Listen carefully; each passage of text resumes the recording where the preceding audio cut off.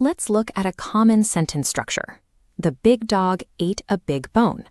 When we repeat the exact same word, the sentence loses its energy and sounds flat.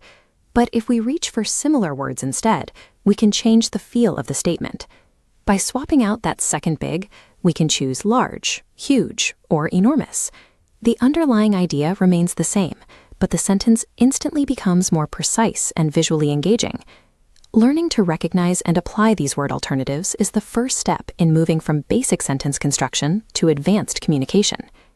These alternatives are called synonyms, words that have similar or identical meanings.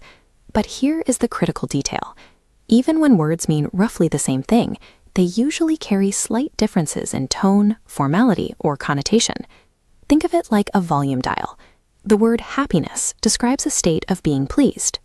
But if we turn that dial up to maximum intensity, we get joyfulness, a word that implies a much stronger, more immediate emotion.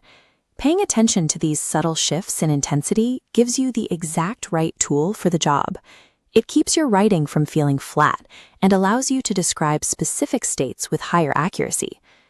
Building a mental map of synonyms offers structural benefits. First, it breaks up monotonous repetition. Second, it enhances descriptions, turning general feelings into precise states. As the map expands, you expand your vocabulary, adapting the same core idea for completely different audiences. A strong command of this vocabulary network signals to your audience that you understand the weight of your words. It is a primary indicator of language proficiency in both academic and professional environments. Assuming synonyms can be swapped universally is a trap. Consider connotation. Slim is a compliment, but skinny implies being underweight. You must also match formality. Kids works in casual conversation, but children fits formal essays. Similarly, choose assist over help in professional settings. Tools like a thesaurus are great for discovering new words, but they will not teach you these unwritten rules.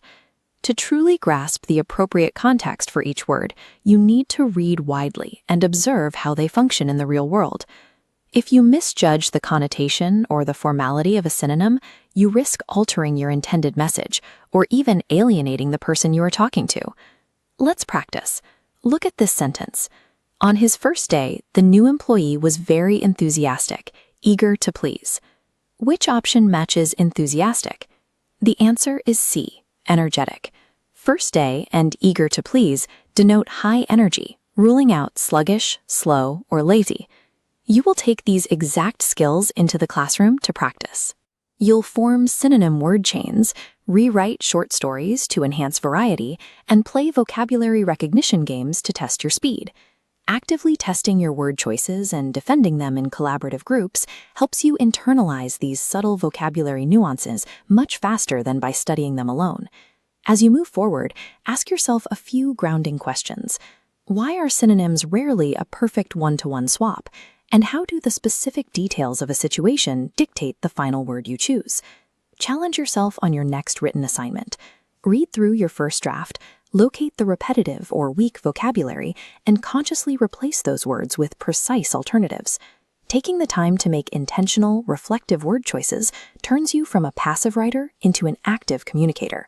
To select the right synonym, you need to rely on 3 core pillars. First, evaluate the subtle nuance and connotation of the word.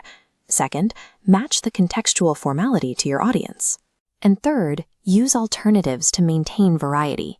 Continue observing how experienced writers deploy their vocabulary in books, news articles, and even daily conversation to naturally expand your internal dictionary. Mastering these nuances gives you control over your language. It ensures your word choices are deliberate, helping you communicate with the clarity needed for professional and academic success.